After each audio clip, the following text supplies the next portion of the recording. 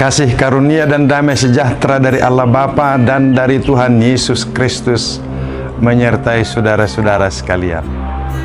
Amin. Marilah kita mendengar firman Tuhan yang diangkat dari Markus pasal 7 ayat yang 17 hingga ayat 23.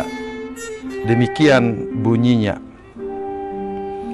Sesudah ia masuk ke sebuah rumah untuk menyingkir dari orang banyak, murid-muridnya bertanya kepadanya tentang arti perumpamaan itu. Maka jawabnya, "Apakah kamu juga tidak dapat memahaminya?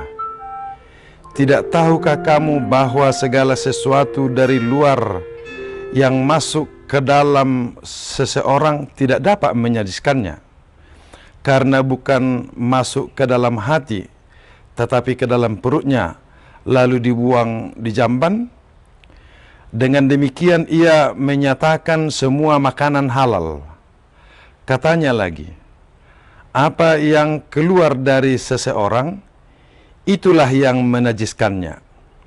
Sebab dari dalam, dari hati orang, timbul segala pikiran jahat, percabulan, pencurian, pembunuhan, perzinahan, keserakahan, kejahatan, kelicikan, hawa nafsu, iri hati, hujat, kesombongan, kebebalan. Semua hal-hal jahat ini timbul dari dalam dan menajiskan orang." Demikian bunyinya. Saudaraku, para pengikut agama di dunia ini dari dulu bahkan hingga sekarang membuat aturan-aturan kehidupan untuk menjaga kekudusan dan kesucian diri masing-masing. Berbagai larangan dilakukan. Jangan melakukan ini, jangan melakukan itu, jangan melakukan yang lain, supaya kekudusan dan kesucian terjaga. Salah satu yang dilakukan orang sebelum makan harus mencuci tangan, supaya tidak ada hal-hal yang najis dari tangan kita masuk ke dalam tubuh kita. Itu sebabnya orang-orang Yahudi dulu kalau pergi ke pasar, dia belanja, pulang dari pasar, dia harus menyucikan diri dulu. Dia harus mandi, baru boleh makan.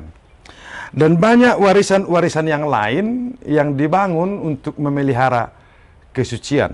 Cara duduk, cara berjalan, cara bicara, cara bergaul, itu dibangun orang. Dan lama-kelamaan, apa yang dibangun orang tentang larangan-larangan dan anjuran-anjuran itu, kebanyakan mau membentuk diri seseorang itu menjadi suci atau kudus. Sekali lagi, membentuk diri manusia itu menjadi suci dan kudus. Jadi subjek utamanya akhirnya menjadi manusia. Jadi manusia itu menjadi pusat beragama itu. Banyak hal-hal yang dilakukan agar kesucian, kekudusan, kebaikan, dan norma-norma keagamaan itu terjadi atas diri seseorang. Itulah yang terjadi dalam kehidupan beragama di dunia ini. Sehingga ketika seseorang melakukan pelanggaran-pelanggaran terhadap aturan-aturan yang dilakukan, akan mendapat hukuman. Bahkan lebih parah, pernah juga pada bangsa Yahudi, mereka memberikan persembahan kepada Tuhan, dan lalu mengatakan, "Aku tidak bisa lagi menjaga orang tuaku, menjaga ibu bapakku, karena aku sudah memberikan persembahan kepada Tuhan." Jadi itu aturan-aturan agama yang dilakukan. Dan lama-kelamaan Tuhan menjadi tertinggal dalam agama itu. Sebab orang-orang yang beragama itu yang menjadi terutama, untuk penyucian, untuk pengudusan, maka hal-hal luarnya, hal-hal tampilannya, performansnya sebagai orang beragama menjadi utamakan dan Tuhan dikesampingkan. Itu sebabnya Tuhan mengatakan, bangsa ini memuliakan aku dengan mulutnya, tetapi hatinya jauh daripada aku. Jadi orang bisa bernyanyi, bisa berseru, bisa berdoa, bisa mengungkapkan kata-kata firman Tuhan, tetapi hatinya jauh dari Tuhan. Itu sebabnya Yesus memberikan sebuah perumpamaan kepada mereka. Saudara-saudaraku, apapun dari luar yang masuk ke dalam seseorang tidak dapat menajiskannya, tetapi yang keluar dari seseorang itulah yang menyajiskannya. Jadi upaya manusia membangun hal-hal luar diri untuk sebuah tampilan rohani bukanlah hal yang utama. Sebab itu hanya sesuatu yang datang ke dalam diri manusia. Tetapi yang terpenting ialah apa yang ada di dalam hati manusia. Saudaraku, memang pengajaran ini adalah pengajaran khusus. Tidak semua orang bisa memahami dan mengertinya.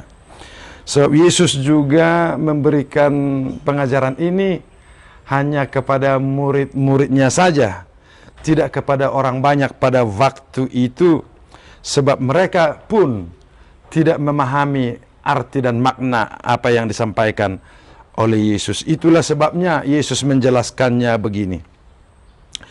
Tidak tahukah kamu bahwa segala sesuatu dari luar yang masuk ke dalam seseorang tidak dapat menyajiskannya? Karena bukan masuk ke dalam hati, tetapi ke dalam perutnya, lalu dibuangnya di jamban. Itu sebetulnya kita semua sudah tahu itu. Jadi apa yang kita makan diproses di dalam tubuh kita, sebagian menjadi gizi, menjadi vitamin yang dibutuhkan hidup kita, dan sebagian lagi akan dibuang oleh tubuh kita sendiri. Jadi itu proses natural dalam kehidupan manusia. Yang datang dari luar itu akan terbuang. Jadi itu tidak bisa menajiskan manusia. Jadi kenajisan tidak ditentukan oleh soal-soal makan dan minum. Kekudusan tidak ditentukan oleh soal makan dan minum, soal apa yang dia makan, apa yang dia minum. Bukan itu yang menentukan. Bukan. Tetapi yang menentukan sebenarnya adalah apa yang ada di dalam hati manusia. Di dalam hati manusia, sebab hati manusia itulah yang menentukan pergerakan manusia. Hati manusia itulah yang mengarahkan manusia itu mau melakukan apa dia. Sebab hati kita itu bergerak dan berfungsi untuk menilai apa yang baik, apa yang benar, apa yang berguna. Jadi hati kita itu yang perlu dijaga. Saya akan membaca untuk kita bagaimana cara kerja hati kita ini. Sebab dengan itu mereka menunjukkan bahwa isi hukum Taurat ada tertulis di dalam hati mereka, dan suara hati mereka turut bersaksi, dan pikiran mereka saling menuduh atau saling membela.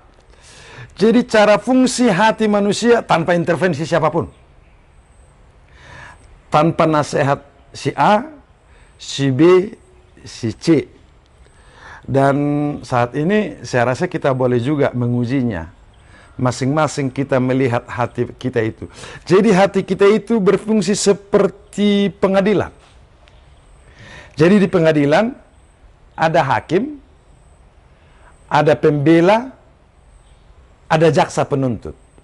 Jadi itu terjadi di dalam hati kita. Ada hakim di dalam diri kita. Ada pembela, itu yang disebutkan di sini, pikiran mereka saling menuduh. Itu pekerjaan jaksa, menuduh. Dan saling membela, itu pekerjaan pengacara, pembela. Jadi di dalam hati kita sendiri ada unsur jaksa, ada unsur pembela, terhadap sesuatu yang kita lihat, terhadap sesuatu yang mau kita laksanakan, dan ada hakimnya di dalam hati kita, yaitu suara hati kita. Itu hakimnya. Jadi sebenarnya tidak ada satu orang pun yang bisa mengatakan di dunia ini, saya tidak pernah diajari untuk melakukan yang baik atau tidak melakukan yang baik. Karena hati kita itulah yang menentukan ke arah mana kita hidup. Itu sebabnya Yesus mengatakan kepada kita, kasihilah Tuhan Allahmu dengan segenap hatimu, dengan segenap jiwamu, dengan segenap pikiranmu, dan dengan segenap kekuatanmu. Jadi hati adalah unsur yang penting dalam hidup kita. Disitulah kekuatan orang percaya. Dengan hati orang percaya, dengan mulut orang mengaku. Jadi apa yang ada di dalam hati kita, itu yang keluar dalam mulut kita. Apa yang digerakkan dari hati kita, itu yang akan kita lakukan. Oleh karena itu, Yesus mengatakan kepada mereka, apa yang keluar dari seseorang, itulah yang menajiskannya. Apa yang dilakukan oleh seseorang, apa yang dicapkan seseorang, itulah yang menajiskannya. Sebab dari dalam hati orang timbul pikiran yang jahat, percabulan, pencurian, pembunuhan, perzinahan, keserakahan, kejahatan, kelicikan, hawa nafsu, iri hati, hujat, kesombongan. Semuanya inilah yang menajiskan orang. Datang dari hatinya, lalu dibuahi, kemudian dilakukan. Itulah yang menajisi orang. Oleh karena itu, saudara-saudara, penting sekali bagi kita menjaga hati kita, memelihara hati kita. Yesus berkata, berbahagialah orang yang suci hatinya, karena mereka akan melihat Allah. Jadi kekuatan hati kita ini sebenarnya sangat menentukan perjalanan hidup sehari-hari kita. Oleh karena itu, saudara-saudaraku, perlu kita setiap hari mempertajam pendengaran kita terhadap suara hati kita. Suara hati kita itu akan memberikan arah yang baik kepada hidup kita. Sebab di dalam hati kita itu Allah berbicara, Allah berfirman. Allah telah menanamkan hukum kebaikan itu ke dalam hati kita. Oleh karena itu harus dilepaskan dia, harus dikeluarkan nilai-nilai hukum baik yang ada dalam hati kita itu, supaya kita bisa mengintroduser kehidupan yang indah. Itulah sebabnya, saudaraku, Yesus tanpa memikirkan banyak hal, bukan dengan pertimbangan rasional saja, tetapi kasihnya yang datang dari hatinya yang sungguh-sungguh mengasihi umat manusia itu, menjadi kekuatannya rela memasuki kayu salib itu untuk membebaskan hidup kita. Hati kita mengeluarkan hal-hal yang baik, mengeluarkan hal-hal yang indah. Kita latih dengan 3 cara yang sangat penting. Saudara, saya menganjurkan kita semua makin rajin pada zaman ini. Yang pertama, makin rajinlah membaca firman Tuhan. Sebab firman Tuhan itu mampu menembus relung hati kita yang paling dalam. Tidak ada kekuatan yang lain yang bisa menembus hati kita yang paling dalam. Tetapi firman Tuhan bisa menembus. Dia bagaikan pedang bermata 2 yang mampu menembus hati kita yang paling dalam. Jadi kalau kita makin rajin membaca firman Tuhan, maka hati kita ditembus oleh firman Tuhan itu, saudara-saudara. Itu sebabnya Yesus mengatakan, berbahagialah orang yang mendengar firman Tuhan serta memeliharanya di dalam hatinya. Memeliharanya di dalam hatinya. Di dalam. Sehingga dia bekerja, melakukan sesuatu, mengerjakan sesuatu, dan akan menggerakkan kita. Yang kedua, saudara-saudara, saya mengajak kita lebih gemar menyanyikan lagu-lagu spiritual, lagu-lagu rohani, sebab itu akan menggerakkan sel-sel hidup kita, bahkan hati kita, supaya hati kita makin baik menikmati kehidupan. Dan yang ketiga, saudara-saudara, berdoa. Berdoa, melakukan komunikasi kepada Tuhan, doa-doa dari dalam hati kita. Ya, saya percaya kita sudah sering berdoa dengan ucapan-ucapan. Itu bagus. Dan akan terus kita lakukan. Berdoa, menyampaikan permohonan-permohonan kita, apa yang kita ingini, apa yang kita kehendaki, kita sampaikan kepada Tuhan. Tetapi ada satu lagi berdoa yang perlu kita lakukan, saudara-saudara. Berdoa dengan berdiam diri, menuangkan hati kita kepada Tuhan. Menyerahkan hati kita sepenuhnya kepada Tuhan.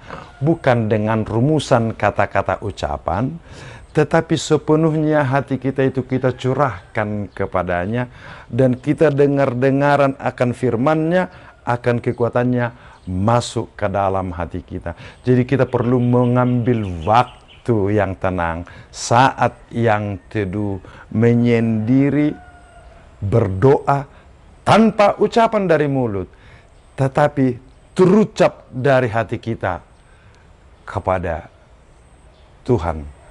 Tuhan memberkatimu, sebab Yesus mendengar suara hatimu. Amin.